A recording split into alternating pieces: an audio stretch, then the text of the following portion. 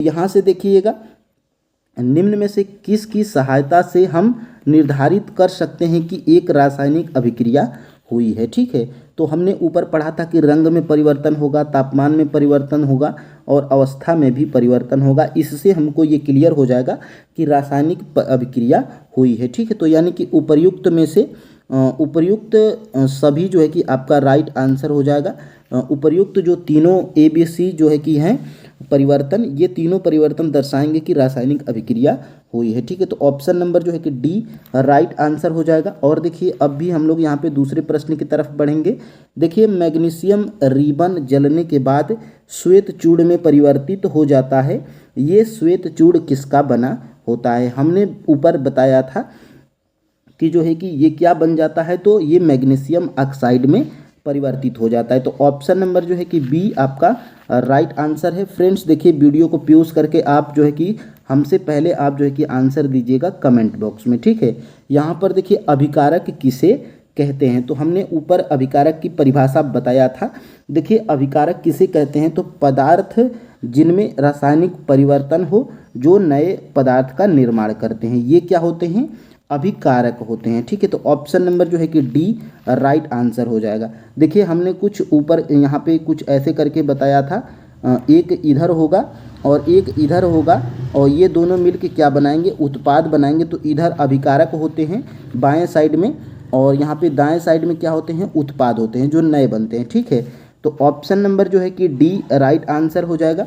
और देखिएगा आगे आपके अभिकारकों को किस ओर लिखा जाता है, तो सबसे पहले अभिकारकों को किस ओर लिखा जाता है आप कमेंट करिए, वीडियो को रोक दीजिए। ठीक है, देखिए अभिकारकों को कहाँ लिखा जाता है, तो अभिकारकों को बाईं ओर लिखा जाता है और दाईं ओर क्या होते हैं? उत्पाद होते हैं। ठीक है, ऑप्शन नंबर जो है कि ए बिल्कुल राइट आंसर हो जाएगा। और देखिएगा यहाँ से हमने कुछ आपके फैक्ट को भी यहाँ पर इंक्लूड कर दिया है ताकि आपको जो है कि समझने में और भी प्रॉब्लम ना हो। ठीक है, देखिए अभिकारकों के बीच योग का चिन्ह लगाकर उन्हें बाईं ओर लिखा जाता है, लेफ्ट हैंड साइन यानी कि बाईं ओर। ठीक है, और यहाँ से देखिएगा इसी प्रकार उत्पादों के बीच भी प्लस का चिन्ह लगाकर उन्हें कहाँ लिखा जाता है, तो दाईं ओर। तो एक लाइन में आप जो है कि समझ जाएंगे कि अभिकारकों को बाईं ओर लिखा जाता है और उत्पादों को दाईं ओर लिखा जाता है। ठीक है, और तीर का सिरा उत्पाद की ओर होता है, यह अभिक्रिया होने को दर्शाता है। ठीक है, यानी कि ये जो तीर का निशान होता है ये किसकी तरफ होता है, तो ये उत्पाद की तरफ होता है। इसको जो है कि आप भूलेंगे नहीं। ठीक है, तो उत्पाद की तरफ होता है, मोस्ट इम्पोर्टेंट है। और देखिएगा यहाँ से कुछ आपके और भी प्रश्न हैं। देखिए टोटल हमने इसमें 20 से 25 प्रश्न इंक्लूड किए हैं ताकि ये पूरा जो है कि चैप्टर आपका क्लियर हो जाए। ठीक है, यहाँ से देखिए अभिकारक में रासायनिक परिवर्तन से एक नए पदार्थ का निर्माण होता है, उसे क्या कहते हैं? तो हमने ऊपर बहुत बार बताया है कि जो है कि उत्पाद का निर्माण होता है। ऑप्शन नंबर जो है कि बी राइट आंसर हो जाएगा। इधर क्या होता है? अभिकारक होता है और ये तीर के इधर क्या होता है? उत्पाद होता है और अभिकारकों से ही उत्पाद का जो है कि निर्माण होता है। ठीक है, अब देखिएगा आगे प्रश्न नंबर 6। यहाँ से जो है कि आप इस परिभाषा को एक बार और पढ़ लीजिए। मैग्नीशियम तथा ऑक्सीजन ऐसे पदार्थ हैं जिनमें रासायनिक परिवर्तन होता है, इन्हें अभिकारक कहते हैं। इस अभिक्रिया से एक नए पदार्थ मैग्नीशियम ऑक्साइड का निर्माण होता है, जिसे क्या कहते हैं? उत्पाद कहते हैं। तो यहाँ से आप जो है कि स्क्रीनशॉट लीजिएगा। और देखिए आगे फ्रेंड्स, अभिकारक और उत्पाद के बीच तीर का सिरा किसकी तरफ होता है, तो उत्पाद की तरफ होता है। यहाँ से ऑप्शन नंबर जो है कि बी राइट आंसर हो जाएगा। ठीक है, तो खुद भी फ्रेंड्स आप अगर कॉन्सेप्ट को ऊपर क्लियर होंगे तो आंसर दे सकते हैं। ठीक है, यहाँ से देखिए प्रश्न नंबर 7 को हम लोग देखेंगे। जब दोनों ओर तत्वों के परमाणुओं की संख्या समान हो तब समीकरण कैसा होगा? तो समीकरण यहाँ पर संतुलित समीकरण होगा। जब दोनों ओर तत्वों के परमाणुओं की संख्या समान होती है तो वहाँ पर क्या होता है, तो संतुलित समीकरण जो है कि होता है। और ऑप्शन नंबर जो है कि ए बिल्कुल राइट आंसर यहाँ पे हो जाएगा। ठीक है, तो ऑप्शन नंबर ए को आप याद रखिएगा, संतुलित समीकरण, दोनों ओर तत्वों के परमाणुओं की संख्या बराबर होती है। ठीक है, तो यहाँ से ये हमने यहाँ पर कलेक्ट किया है। किसी भी रासायनिक अभिक्रिया में द्रव्यमान का न तो निर्माण होता है और न ही विनाश होता है, ये भी आप याद रखिएगा। और किसी भी रासायनिक अभिक्रिया के उत्पाद तत्वों का कुल द्रव्यमान अभिकारक तत्वों के कुल द्रव्यमान के बराबर होता है। तो यही हमने ऊपर बताया था, यहाँ से आप जो है कि नोट डाउन करिएगा। और यहाँ से देखिए ऑक्सीजन की उपस्थिति में मैग्नीशियम रिबन के दहन का रासायनिक समीकरण क्या होगा। तो देखिए इसका रासायनिक समीकरण जो है कि ऑप्शन नंबर बी होगा 2Mg+O2 और यहाँ पे तीर दर्शाएंगे और देखिए क्या बनेगा उत्पाद में, तो 2MgO बनेगा। ठीक है, तो ऑप्शन नंबर जो है कि यहाँ पर बी राइट आंसर हो जाएगा। और देखिए आगे प्रश्न नंबर 9 की तरफ बढ़ेंगे तो देखिए सबसे छोटी पूर्णांक संख्या के गुणांक का उपयोग करके समीकरण को संतुलित करने की विधि को क्या कहते हैं, तो हीट एंड ट्रायल विधि कहते हैं। ये हमने ऊपर पढ़ाया था। ठीक है, और हमने ऊपर आपको क्या पढ़ाया था, तो आप यहाँ पे नीचे देख सकते हैं, यहाँ पर हमने इंक्लूड भी किया है ताकि आपको जो है कि याद आ सके। और यहाँ से देखिए रासायनिक समीकरणों को संतुलित करने की इस विधि को हीट एंड ट्रायल विधि के नाम से जाना जाता है, कहते हैं, क्योंकि सबसे छोटी पूर्णांक संख्या के गुणांक का उपयोग करके समीकरण को संतुलित करने का प्रयत्न करते हैं। तो यहाँ से ये सारे फैक्ट हैं आपके जो इस प्रश्न को बिल्कुल संतुष्ट कर देंगे। ठीक है, अब देखिएगा आगे यहाँ से प्रश्न नंबर 10 की तरफ बढ़ेंगे। अभिक्रिया की उपस्थिति, अभिक्रिया की परिस्थितियाँ जैसे ताप, दाब और उत्प्रेरक आदि को समीकरण में कहाँ दर्शाया जाता है, तो ये तीर के निशान के ऊपर दर्शाया जाता है और तीर के निशान के नीचे दर्शाया जाता है। किनको, ताप, दाब और उत्प्रेरक को। ठीक है, तो ऑप्शन नंबर जो है कि राइट आंसर डी हो जाएगा। इनको जो है कि आप याद रखेंगे और हमने ऊपर क्या बताया था आप यहाँ पे नीचे देख सकते हैं। कभी कभी अभिक्रिया की परिस्थितियाँ बिल्कुल देखिए सेम आपके यहीं से प्रश्न बना है। परिस्थितियाँ जैसे कि ताप, दाब, उत्प्रेरक आदि को तीर के निशान के ऊपर या नीचे दर्शाया जाता है। जैसे यहाँ पर आप देख सकते हैं, यहाँ पर सूर्य का प्रकाश और क्लोरोफिल, ये क्या है, तीर के ऊपर या नीचे हैं। इनको जो है कि ताप, दाब और उत्प्रेरक हैं जो कि तीर के ऊपर और नीचे दर्शाए गए हैं। ठीक है, तो यहाँ से ये फैक्ट हैं आपके क्लियर हो गए। और फ्रेंड्स आप जो है कि वीडियो को लाइक करिएगा और ज़्यादा से ज़्यादा दोस्तों के पास शेयर भी करिएगा ताकि फ्रेंड्स हमें एक मोटिवेशन मिले। और चैनल पे नए हैं तो चैनल को जो है कि सब्सक्राइब भी अवश्य करिएगा। यहाँ पर देखिए 11 नंबर का प्रश्न हमारा क्या कह रहा है, अभिक्रिया जिसमें 2 या 2 से अधिक अभिकारक मिलकर एकल उत्पाद का निर्माण करते हैं उस अभिक्रिया को क्या कहते हैं। तो उस अभिक्रिया को जो है कि संयोजन अभिक्रिया कहते हैं, हमने ऊपर बताया था। ऑप्शन नंबर जो है कि ए बिल्कुल राइट आंसर हो जाएगा। और यहाँ से देखिएगा इस प्रश्न को यहाँ से क्लियर हम करेंगे। कैल्शियम ऑक्साइड जल के साथ तीव्रता से अभिक्रिया करके बूझे हुए चूने कैल्शियम ऑक्साइड का निर्माण करके अधिक मात्रा में ऊष्मा उत्पन्न करता है। यहाँ से देखिए, यहाँ से ये फैक्ट आपका क्लियर होगा जो प्रश्न था। इस अभिक्रिया में कैल्शियम ऑक्साइड तथा जल मिलकर एकल उत्पाद कैल्शियम हाइड्रोक्साइड बनाते हैं। ऐसी अभिक्रिया जिसमें 2 या 2 से अधिक अभिकारक मिलकर एकल उत्पाद का निर्माण करते हैं उसे संयोजन अभिक्रिया कहते हैं। तो ये आपका जो है कि प्रश्न था जो कि हमने नीचे कॉन्सेप्ट में आपका क्लियर कर दिया। ठीक है, तो यहाँ से देखिए संयोजन अभिक्रिया के बारे में हमने ऊपर बताया था और यहाँ से ये आप स्क्रीनशॉट ले सकते हैं। और देखिए फ्रेंड्स आगे ऊष्माक्षेपी रासायनिक अभिक्रिया किसे कहते हैं। तो देखिए ऊष्माक्षेपी रासायनिक अभिक्रिया किसे कहते हैं, तो रासायनिक अभिक्रिया जिसमें ऊष्मा उत्पन्न हो उसको क्या कहेंगे, तो ऊष्माक्षेपी रासायनिक अभिक्रिया कहेंगे। ठीक है, तो ऑप्शन नंबर जो है कि ए राइट आंसर हो जाएगा। और यहाँ से इस प्रश्न को भी हम लोग यहाँ पे फैक्ट में क्लियर करेंगे। देखिए जब 2 या 2 से अधिक पदार्थ या तत्व या यौगिक संयोग करके एकल उत्पाद का निर्माण करते हैं ऐसी अभिक्रिया को संयोजन अभिक्रिया कहते हैं। और यहाँ से हमने ऊष्माक्षेपी अभिक्रिया के बारे में जानना था। तो देखिए जिन अभिक्रियाओं में उत्पाद के निर्माण के साथ साथ ऊष्मा भी उत्पन्न होती है उसे ऊष्माक्षेपी रासायनिक अभिक्रिया कहते हैं। यानी कि उत्पाद के साथ साथ क्या होगा, तो यहाँ पर आप देख सकते हैं ये उत्पाद के साथ साथ यहाँ पे क्या हुई है, तो ऊष्मा या ऊर्जा भी उत्पन्न हुई है। तो यही जो है कि ऊष्माक्षेपी अभिक्रिया के लक्षण हैं जिनको हमने यहाँ पे क्लियर किया। ठीक है, अब देखिए उन अभिक्रिया को क्या कहेंगे जिसमें एकल अभिकर्मक टूट टूट कर छोटे छोटे उत्पाद प्रदान करते हैं। ठीक है, तो इसको जो है कि हम लोग यहाँ से 13 का जो है कि वियोजन अभिक्रिया, तो हमने वियोजन अभिक्रिया के बारे में ऊपर देख लिया था। और यहाँ से देखिए वियोजन अभिक्रिया, यहाँ पर अभिक्रिया में एकल अभिकर्मक टूट टूट कर छोटे छोटे उत्पाद प्रदान करते हैं, यह एक वियोजन अभिक्रिया है। ठीक है, तो ये आपके जो है कि फैक्ट हैं। और यहाँ पे फेरिक ऑक्साइड ठोस है जबकि हमने ऊपर बताया था। और SO2 और SO3 ये क्या है, गैसें हैं। ठीक है, तो यहाँ पर ये आपके फैक्ट थे।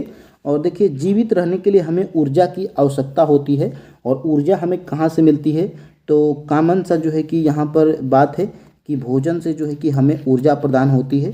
भोजन आप नहीं करेंगे तो दुबले पतले और कमज़ोर हो जाएंगे, और यहाँ पे आपकी मृत्यु भी हो जाएगी। तो हमें ऊर्जा कहाँ से मिलती है, तो भोजन से मिलती है, ठीक है। तो ऑप्शन नंबर यहाँ पे ए बिल्कुल राइट आंसर हो जाएगा। और देखिएगा ऊष्माशोषी अभिक्रिया किसे कहते हैं। अब आपने ऊष्माक्षेपी अभिक्रिया के बारे में ऊपर पढ़ा था, और अब आपको क्या है, तो ऊष्माशोषी अभिक्रिया किसे कहते हैं, ठीक है। तो ऊष्माशोषी अभिक्रिया जो है कि अभिक्रिया जिसमें ऊर्जा अवशोषित होती है, इसको क्या कहते हैं, तो ऊष्माशोषी। यहाँ पे इसके प्रश्न में ही आंसर है, अभिक्रिया जिसमें ऊर्जा अवशोषित होती है, ठीक है। ऑप्शन नंबर ए बिल्कुल राइट आंसर है। अब देखिएगा यहाँ से हमने पेन से इम्पोर्टेंट भी लिखा है, वियोजन अभिक्रिया में अभिकारकों को तोड़ने के लिए ऊष्मा, प्रकाश या विद्युत ऊर्जा की आवश्यकता होती है। जिन अभिक्रियाओं में ऊर्जा अवशोषित होती है उन्हें ऊष्माशोषी अभिक्रिया कहते हैं। ये आपका यहाँ से प्रश्न क्लियर हो जाता है, ठीक है। तो हमने देखिए अपने पूरा जो है कि 100% आपको दिया है इस चैप्टर के लिए।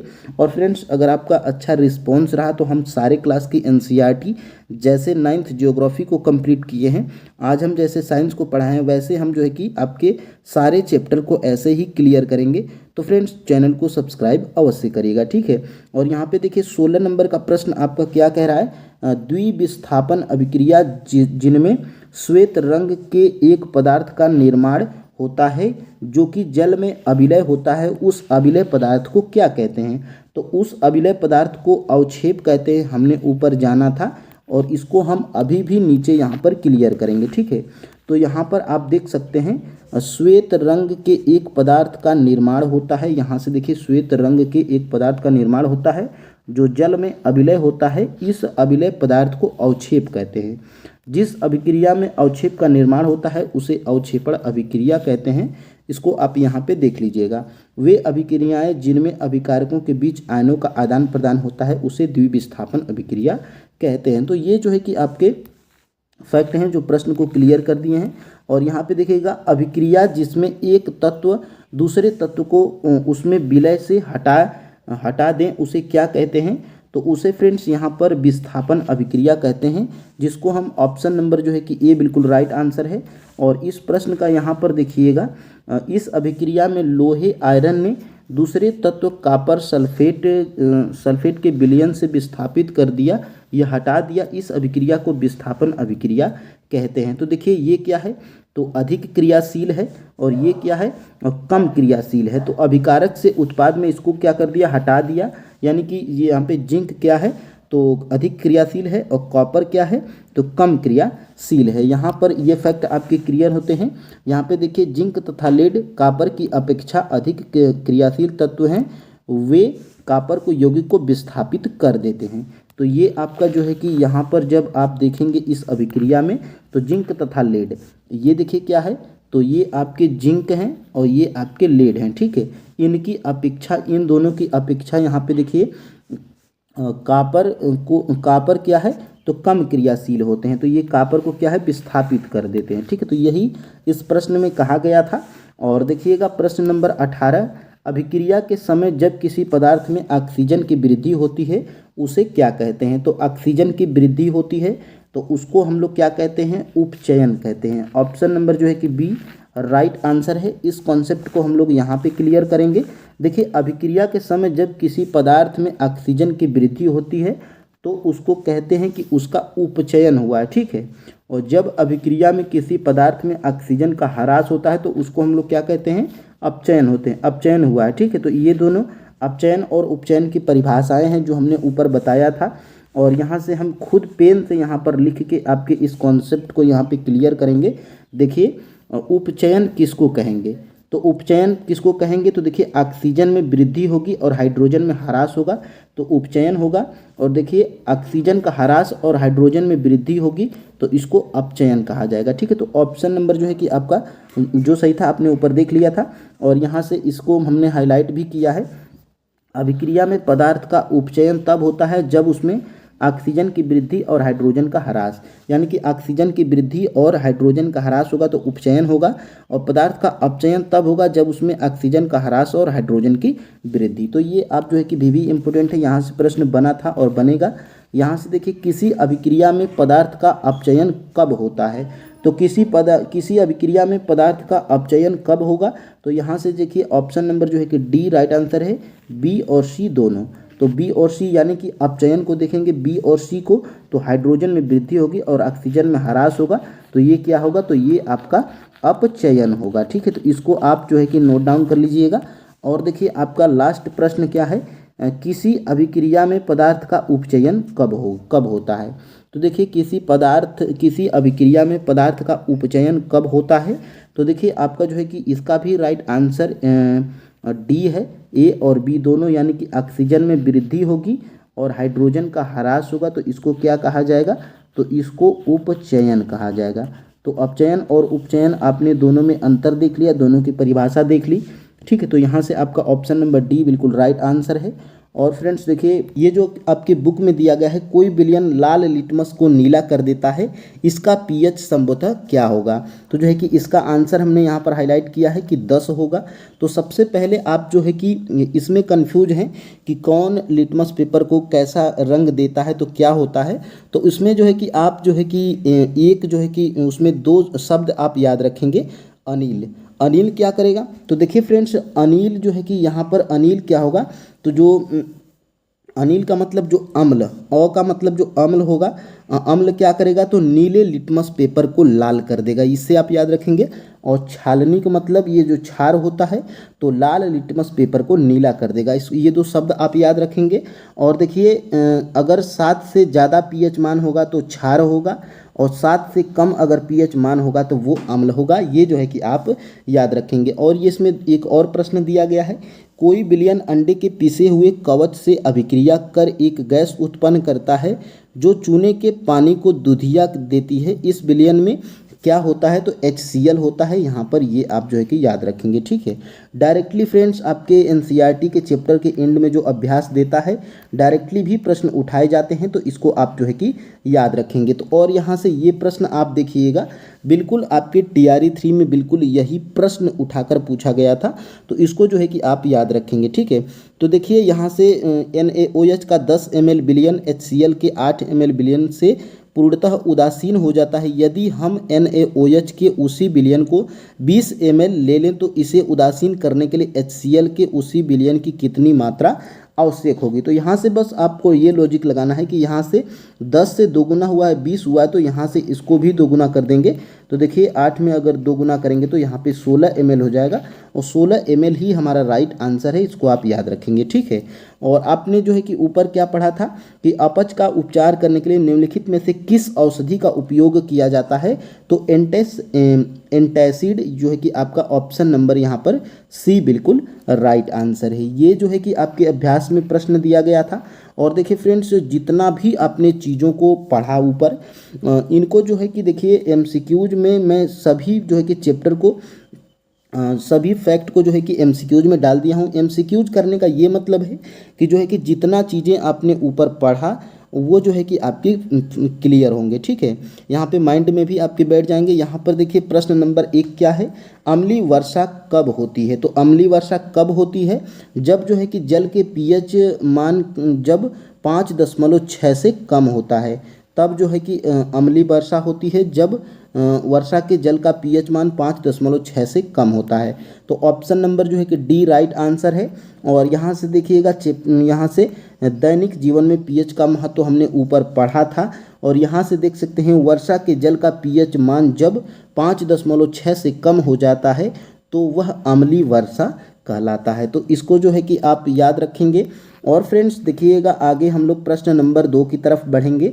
शुक्र का वायुमंडल सल्फ्यूरिक अम्ल के कैसे बादलों से बना है, तो मोटे, श्वेत एवं पीले। उपर्युक्त में से जो है कि ऑप्शन नंबर जो है कि डी राइट आंसर जो है कि है। ठीक है, ऑप्शन नंबर डी क्या है, राइट आंसर है। और यहाँ से ये प्रश्न हमने ऊपर आपको जो है कि दिखाया था, यहाँ से आप देख सकते हैं बिल्कुल एक ही जगह से आपके दोनों प्रश्न बने थे। और यहाँ से देखिए यहाँ से शुक्र का वायुमंडल सल्फ्यूरिक अम्ल के मोटे श्वेत व पीले बादलों से बना है। तो यही लाइन फ्रेंड्स आपके एग्जाम में उठाकर पूछ दी जाती है और फ्रेंड्स आप जो है कि प्रश्न को गलत कर देते हैं। तो देखिए एनसीईआरटी के अगर देखिए छोटे छोटे चैप्टर हैं, छोटे छोटे जो है कि बुक्स हैं, उनको जो है कि आपको बिल्कुल याद रखना है। यहाँ पर देखिए मुंह में पीएच का मान कितना होने पर दांतों का क्षय प्रारंभ हो जाता है। तो देखिए मुंह में जो है कि पीएच मान कितना होने पर जो है कि दांतों का जो है कि सड़न गड़न जो है कि स्टार्ट हो जाती है।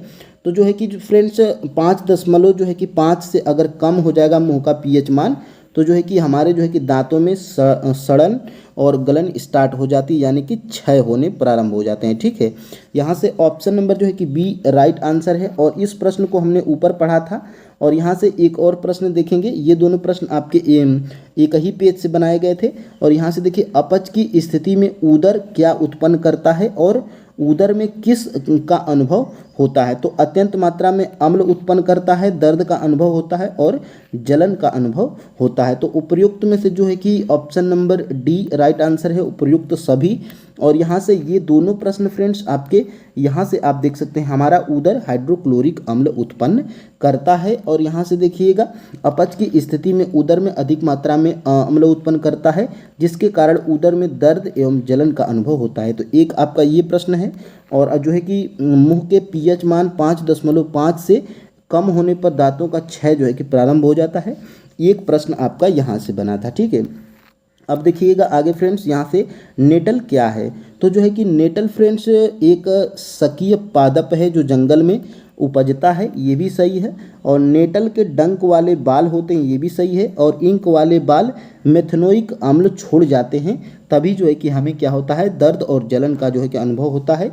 तो उपयुक्त में से जो है कि सभी राइट आंसर है, ऑप्शन नंबर यहाँ पर डी। ठीक है, तो 5 का जो है कि डी राइट आंसर है। और ये देखिए प्रश्न आपका कहाँ से बना था, तो इसी पेज से यहाँ पर देखिए ये यहाँ से बना था। और देखिए नेटल एक शाकी पादप है जो जंगलों में उपजता है।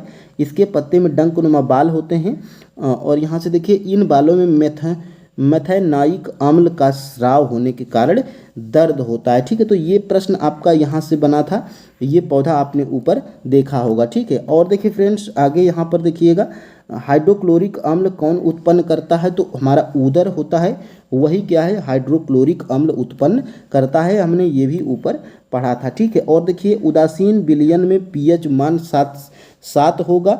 यदि पीएच स्केल में किसी विलयन का मान 7 से कम होता है तो वह विलयन होता है। तो वह विलयन देखिए फ्रेंड्स यहाँ से जो है कि आपके राइट आंसर क्या है, अम्लीय होते हैं। ठीक है, तो हमने ऊपर पढ़ा था कि जो है कि पीएच मान अगर 7 होगा तो उदासीन होगा, और जो है कि 7 से कम होगा तो अम्लीय होगा, और 7 से ज़्यादा होगा तो क्षारीय होगा। ठीक है, यहाँ से ये प्रश्न आपका जो है कि यहाँ से बना था। यहाँ से उदासीन विलयन का पीएच मान यहाँ से देख सकते हैं 7, और किसी भी स्केल विलयन का 7 से कम होने पर यह अम्लीय होता है। ठीक है, और 7 से जो है कि अधिक होने पर ये क्या होते हैं, तो क्षारीय हो जाते हैं। तो इनको जो है कि आप याद रखिएगा, ये आपने ऊपर पढ़ देखा था। और यहाँ से देखिए किसी विलयन में उपस्थित हाइड्रोजन आयन की सांद्रता ज्ञात करने के लिए एक स्केल विकसित किया गया, उसे कौन सा स्केल कहते हैं, तो उसे फ्रेंड्स यहाँ पर पीएच स्केल कहते हैं। आपने जो है कि ऊपर पढ़ा था। और यहाँ पर भी आप देख लीजिए, यहाँ पर किसी विलयन में उपस्थित हाइड्रोजन आयन की सांद्रता ज्ञात करने के लिए एक स्केल विकसित किया गया जिसे पीएच स्केल कहते हैं। तो इसको जो है कि आप याद रखिएगा, इतना फैक्ट जो है कि आप याद रखिएगा। ठीक है, अब देखिए फ्रेंड्स आगे हम लोग बढ़ते हैं। और यहाँ से देखिए धात्विक ऑक्साइड व अधात्विक ऑक्साइड किस प्रकृति के होते हैं, तो देखिए क्षारीय और अम्लीय जो है कि प्रकृति के होते हैं, धात्विक ऑक्साइड व अधात्विक ऑक्साइड। यहाँ पर देखिए option number C right answer है। और ये प्रश्न जो है कि आपका कहाँ से बना है, तो यहाँ से जो है कि आप देख सकते हैं धात्विक ऑक्साइड को क्षारीय ऑक्साइड भी कहते हैं, और यहाँ से देख सकते हैं अधात्विक ऑक्साइड अम्लीय प्रकृति के होते हैं। तो क्षारीय और अम्लीय दोनों होते हैं। यहाँ से ये दोनों प्रश्न आपके बनते हैं। और यहाँ से देखिए जल में अम्ल का विलयन कौन करता है, तो जल में अम्ल का विलयन जो है कि यहाँ पर जो है कि इसका राइट आंसर क्या है, विद्युत चालन। विद्युत चालन क्या करता है, तो जल में अम्ल का विलयन करता है। ऑप्शन नंबर जो है कि ए राइट आंसर हो जाएगा इसका। ये प्रश्न आपका हमारा यहाँ से बना था। यहाँ पे आप देख सकते हैं अम्लीय विलयन में विद्युत प्रवाह अम्ल में उपस्थित इन्हीं आयनों के द्वारा होता है। तो विद्युत जो है कि चलन के कारण होता है, यहाँ से जो है कि आपने देख लिया। और देखिए फ्रेंड्स, आगे हम लोग यहाँ से कुछ और प्रश्न को देखेंगे। दानेदार जिंक के टुकड़ों के साथ किस अभिक्रिया के द्वारा हाइड्रोजन गैस की जांच होती है? तो यहाँ से जो है कि तनु सल्फ्यूरिक की अभिक्रिया और ज्वलन के द्वारा जो है कि ऑप्शन नंबर जो है कि डी राइट आंसर है। ऑप्शन नंबर डी, ए और बी दोनों सही हैं। यहाँ से ये प्रश्न आपका कहाँ से बना था? तो यहाँ से ये जो है कि आपने जो है कि देखा होगा चित्र नंबर 2.1 वाला, यहाँ से आप जो है कि यहाँ से इस प्रश्न का आंसर बिल्कुल निकाल सकते हैं। ठीक है, देखिए एक ही लाइन में यहाँ पर लिखा गया है, क्या लिखा गया है? दानेदार जिंक के टुकड़ों के साथ तनु सल्फ्यूरिक की अभिक्रिया एवं ज्वलन द्वारा हाइड्रोजन गैस की जांच। तो ये प्रश्न आपका यहाँ से बन गया। और देखिए फ्रेंड्स, किसकी उपस्थिति में HCl में हाइड्रोजन आयन उत्पन्न होते हैं? तो यहाँ से फ्रेंड्स देखिए जल की उपस्थिति में। तो ऑप्शन नंबर यहाँ पर बी बिल्कुल राइट आंसर है, हमने ऊपर बताया था। और ये प्रश्न जो है कि आपका यहाँ से बन गया था, जल की उपस्थिति में HCl में हाइड्रोजन आयन उत्पन्न होते हैं। ठीक है, तो ये प्रश्न आपका यहाँ से बना था जो आप ऊपर पढ़ चुके हैं। ठीक है, अब देखिएगा आगे, यहाँ से जल में अम्ल या क्षारक मिलाने पर आयन की सांद्रता में प्रति इकाई आयतन में कमी हो जाती है, इस प्रक्रिया को क्या कहते हैं? तो फ्रेंड्स बिल्कुल इस प्रक्रिया को तनुकरण कहते हैं। ऑप्शन नंबर जो है कि बी राइट आंसर है। और यहाँ से ये प्रश्न आपका यहाँ से बना था, आप ऊपर पढ़ चुके हैं बिल्कुल। यहाँ से देखिएगा, जल में अम्ल या क्षारक मिलाने पर आयतन की सांद्रता H3O+OH- में प्रति इकाई आयतन में कमी हो जाती है, इस प्रक्रिया को तनुकरण कहते हैं। तो देखिए परिभाषाएं भी आपको याद रखनी है और फैक्ट भी आपको याद रखने हैं। ठीक है, यहाँ से प्रश्न बना था। और देखिए फ्रेंड्स आगे, उदासीनीकरण अभिक्रिया किसे कहते हैं? तो उदासीनी अभिक्रिया जो है कि उसे कहते हैं जो कि फ्रेंड्स अम्ल एवं क्षारक की अभिक्रिया के परिणाम स्वरूप लवण तथा जल बनाते हैं। तो ऑप्शन नंबर बिल्कुल ए यहाँ पर राइट आंसर है। और ये प्रश्न आपका यहाँ से बना था, आपने ऊपर पढ़ा था अम्ल एवं क्षारक की अभिक्रिया के परिणाम स्वरूप लवण तथा जल प्राप्त होते हैं, इसे क्या कहते हैं? तो उदासीनीकरण अभिक्रिया कहते हैं। तो ये प्रश्न आपका जो है कि यहाँ से बना था, आप जो है कि इसको याद रखिएगा। और यहाँ पर देख सकते हैं, ये यहाँ से एक लाइन में आप यहाँ से क्षारक और अम्ल इनकी अभिक्रिया जब कराएंगे तो क्या बनेगा? लवण तथा जल बनेगा उत्पाद के रूप में। ठीक है, तो ये प्रश्न आपका यहाँ से बना था। और देखिए कुछ पदार्थ ऐसे होते हैं जिनकी गंध अम्लीय या क्षारीय माध्यम में बदल जाती है, उन्हें क्या कहते हैं? तो उन्हें फ्रेंड्स कहते हैं हम लोग गंध अम्लीय सूचक। ऑप्शन नंबर यहाँ पर बी राइट आंसर है। और देखिएगा ये प्रश्न हमारा कहाँ से बना था? तो ये प्रश्न हमारा यहाँ से बना था, कुछ ऐसे पदार्थ होते हैं जिनकी गंध अम्लीय या क्षारीय माध्यम में भिन्न होती है, इन्हें गंधीय सूचक कहते हैं। और यहाँ पे देखिएगा ये प्रश्न आपका यहाँ से बना था। तो देखिए फ्रेंड्स, ऊपर हमने जितने भी चीज़ें पढ़ाई हैं वहाँ पे आपको MCQs में हमने कराया, ताकि फ्रेंड्स आपके कॉन्सेप्ट ज़्यादा क्लियर हो सकें। ठीक है, यहाँ से देखिएगा, अम्ल के अवशिष्टों के साथ मिलकर धातु एक यौगिक बनाता है, उसे क्या कहते हैं? तो उसे फ्रेंड्स यहाँ पर हम लोग लवण कहते हैं। ऑप्शन नंबर ए हमारा बिल्कुल राइट आंसर है। और ये प्रश्न हमारा जो है कि कहाँ से बना था? तो अम्लों से हाइड्रोजन परमाणुओं हाइड्रोजन गैस के रूप में विस्थापित करती है और एक यौगिक बनाती है, और उस यौगिक जो बनाती है उसको क्या कहते हैं? तो उसको लवण कहते हैं। तो ये प्रश्न जो है कि आपका यहाँ से बना था, आप जो है कि इसको कैप्चर करेंगे। और फ्रेंड्स यहाँ पर देखिएगा कुछ और प्रश्न आपके होंगे। भोजन का स्वाद खट्टा एवं कड़वा किसके कारण होता है? तो भोजन का स्वाद फ्रेंड्स हमें जो है कि खट्टा एवं कड़वा अम्ल के कारण और क्षार के कारण, दोनों के कारण होता है। तो ऑप्शन नंबर जो है कि डी राइट आंसर है। और खट्टा देखिए, खट्टा होगा तो अम्ल होगा कि क्षार होगा, और जो है कि कड़वा होगा तो क्या होगा? वो हमने ऊपर बताया था। और नीचे भी हम लोग यहाँ पर देखेंगे तो देखिए यहाँ से ये आपका बना था, भोजन का खट्टा एवं कड़वा स्वाद भोजन में विद्यमान क्रमशः अम्ल एवं क्षारक के कारण होता है। ठीक है, तो ये आप यहाँ से देखेंगे। और यहाँ से देखिए, किसी पदार्थ को अम्ल व क्षारक कैसा कर देता है?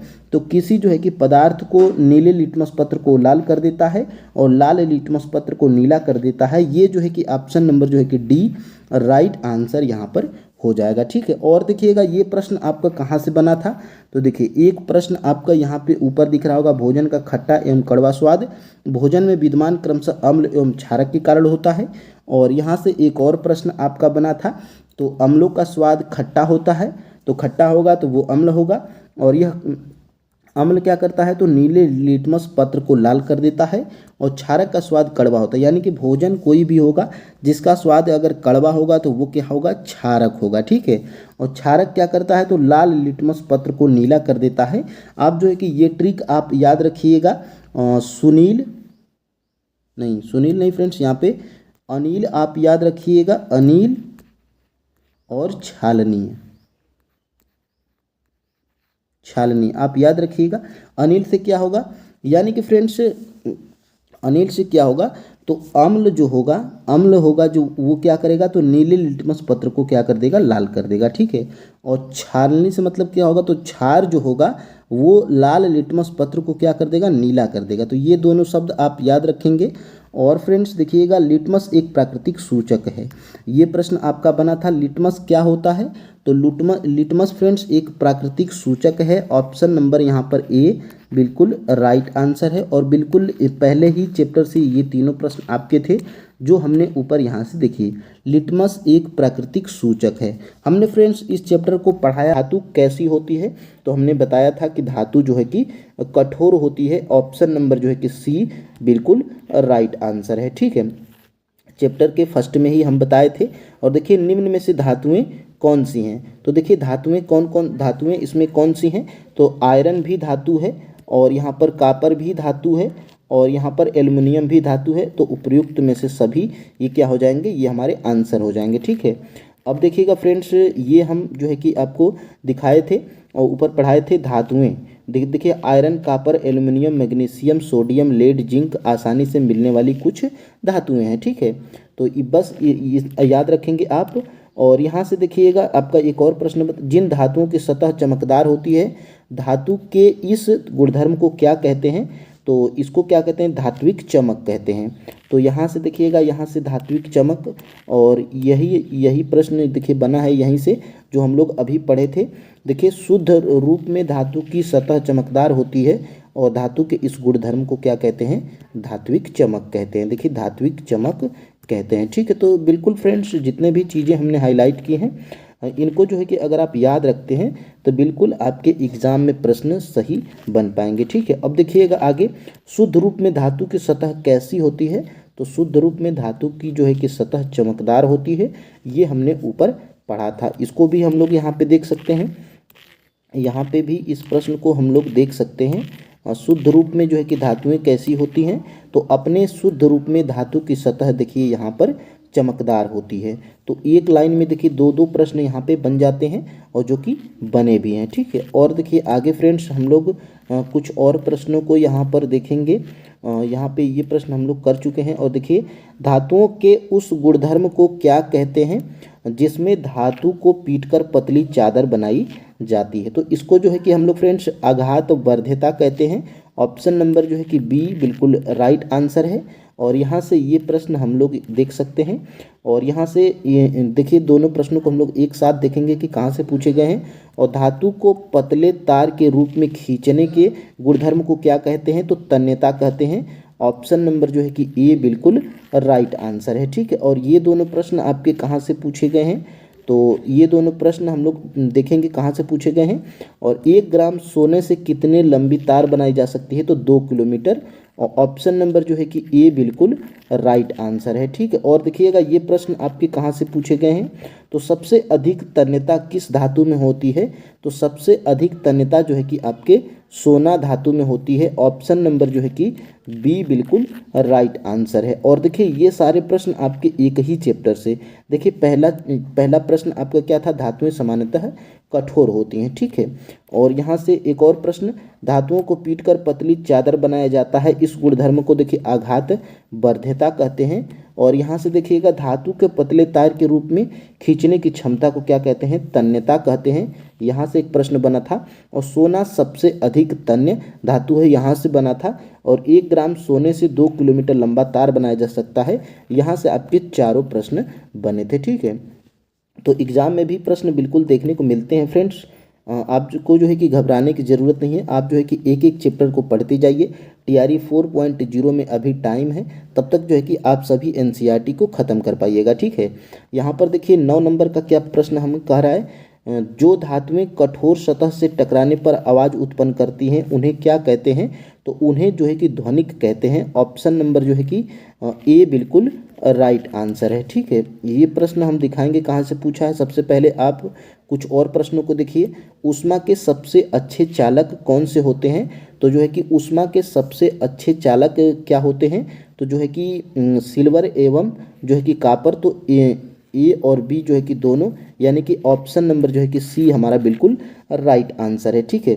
सिल्वर एवं कापर क्या होते हैं, ऊष्मा के सबसे अच्छे चालक होते हैं, ठीक है। और देखिए ये प्रश्न, धातुओं की तुलना में अधातुओं की संख्या कितनी है, तो जो है कि यहाँ पे काउंटिंग नहीं पूछा जा रहा है, बस ये आपको जानना है कि धातुओं की तुलना में अधातुओं की संख्या क्या है, कम है। तो ऑप्शन नंबर जो है कि बी बिल्कुल राइट आंसर है, इसको आप जो है कि याद रखेंगे। और देखिएगा आगे, अधातुओं के उदाहरण कौन कौन से हैं, तो अधातुओं के उदाहरण देखिए, अधातु कार्बन क्या है, कार्बन एक अधातु है, सल्फर एक अधातु है और ऑक्सीजन भी एक अधातु है। तो यानी कि उपर्युक्त में से सभी क्या है, आपके राइट आंसर हैं। ऑप्शन नंबर यहाँ पर डी बिल्कुल राइट आंसर है, ठीक है। और देखिएगा 13 नंबर का प्रश्न, तो देखिए ये सारे प्रश्न आपके यहीं से जो है कि फंसे थे। और देखिएगा, सिल्वर तथा कापर ऊष्मा के सबसे अच्छे चालक हैं, इनकी तुलना में लेड तथा मरकरी ऊष्मा के सुचालक हैं। इनको जो है कि आप याद रखिएगा। और देखिए यहाँ से एक और प्रश्न बना था, जो धातुएं किसी कठोर सतह से टकराती हैं तो कोई आवाज़ उत्पन्न करती हैं, जो धातुएं कठोर सतह से टकराने पर आवाज़ उत्पन्न करते हैं उन्हें क्या कहते हैं, तो ध्वनिक या सोनो रस कहते हैं, ठीक है। तो यहाँ से बना था।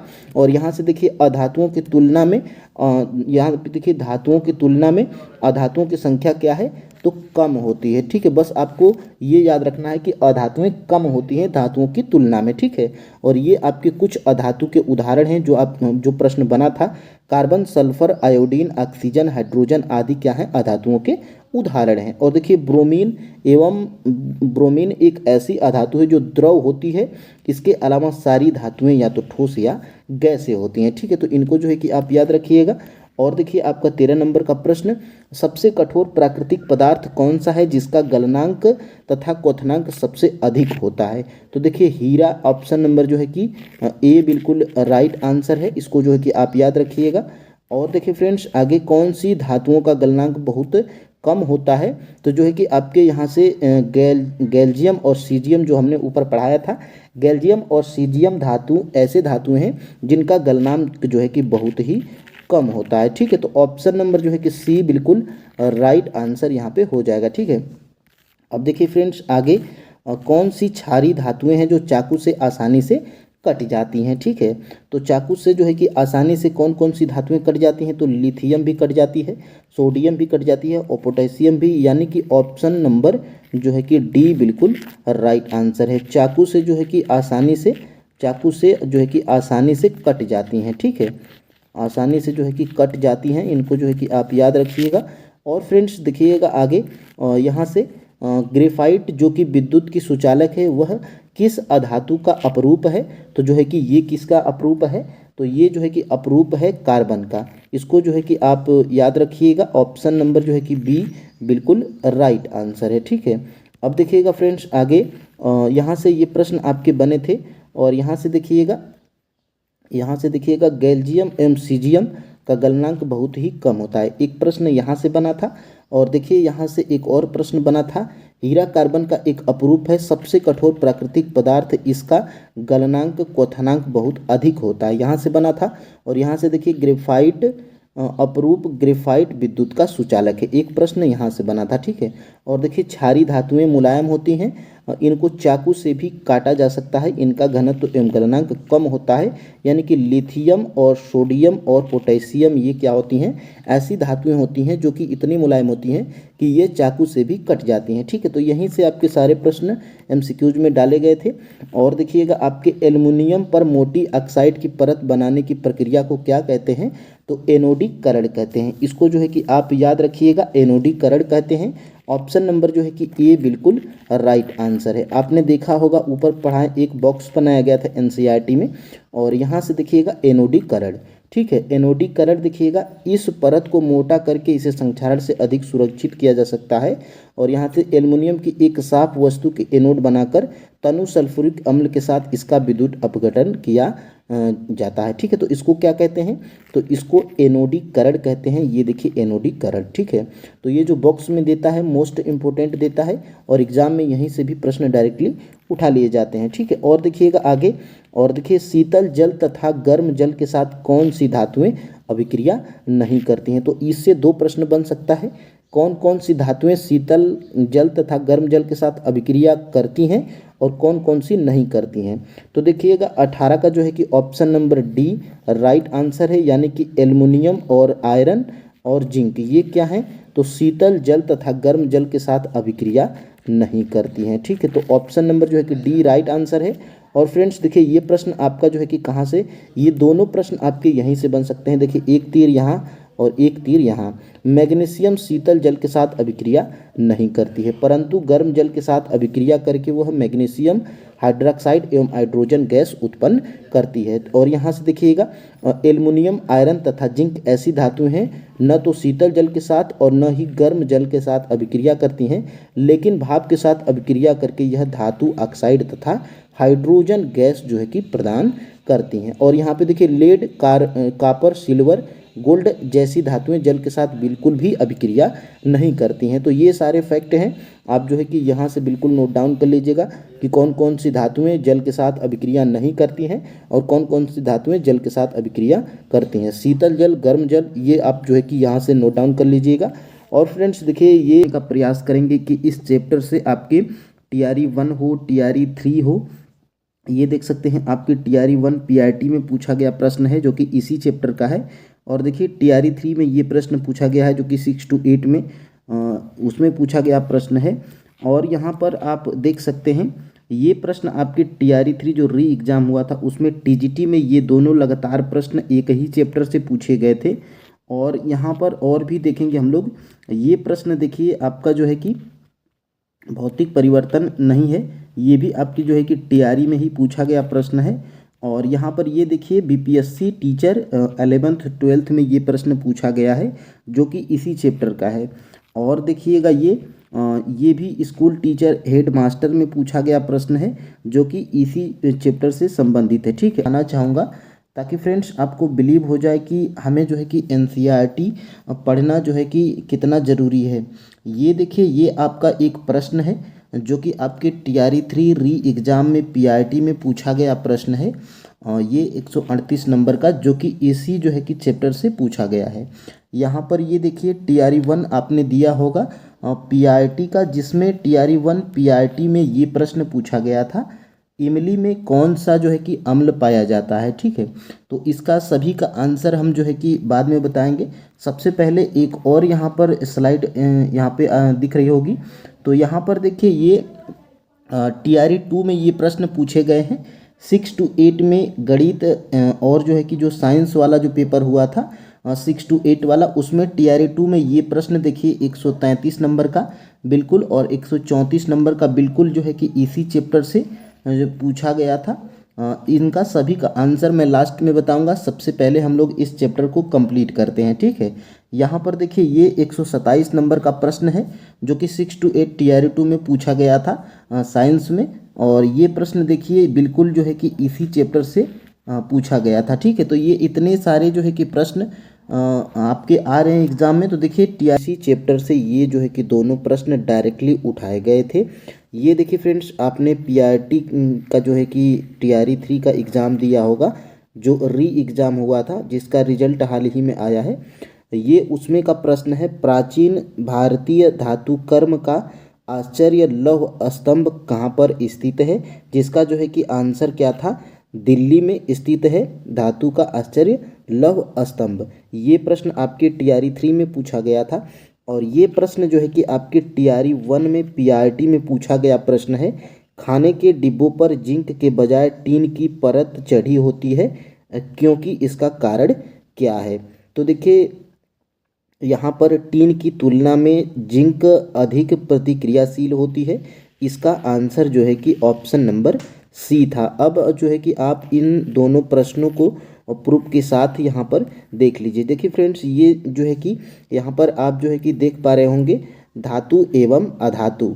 यहाँ पर देखिए चैप्टर यही है और यहाँ पर देखिए पेज नंबर 60 है जिसको हम लोग अभी पढ़ेंगे। और यहाँ पर देखिए दिल्ली स्थित लौह स्तंभ का इसमें जिक्र किया गया है।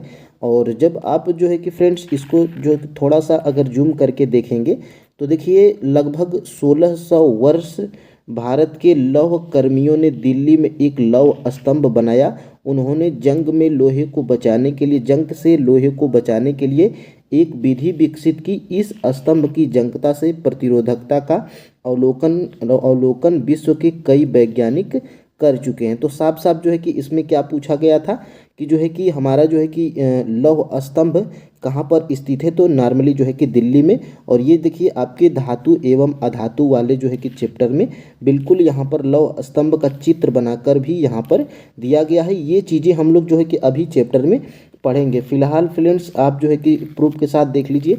और यहाँ पर देखिए एक और मैं प्रश्न दिखाया था जो कि TRE 1 में पूछा था। और देखिए ये इसी चैप्टर का जो है कि अभ्यास में जो कुछ प्रश्न देता है, यहाँ पर आप देख पा रहे होंगे धातु एवं अधातु, ठीक है, और विज्ञान। और यह देखिए आपका जो है कि इसी चैप्टर के अभ्यास में प्रश्न नंबर 4 जो है कि दिया हुआ। देखिए TRE 1 PRT जो कि फर्स्ट शिफ्ट, जिसमें लड़कियों का अलग शिफ्ट था, जिसमें लड़के वालों का जो शिफ्ट था फर्स्ट शिफ्ट।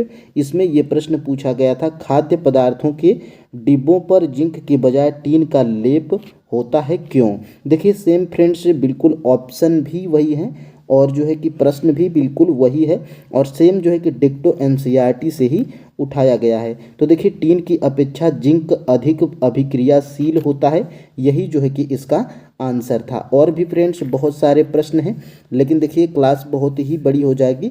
देखिए इस चैप्टर से संबंधित आपके 2 प्रश्न हमने दिखा दिए, एक TRE 1 का और TRE 3 का, ठीक है।